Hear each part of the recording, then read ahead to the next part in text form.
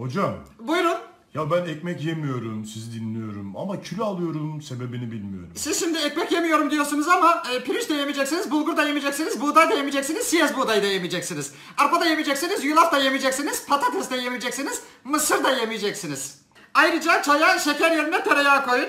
Bakın, erimesi biraz zaman alır, dolaptan aldım. En faydalıdır. İçiyorum.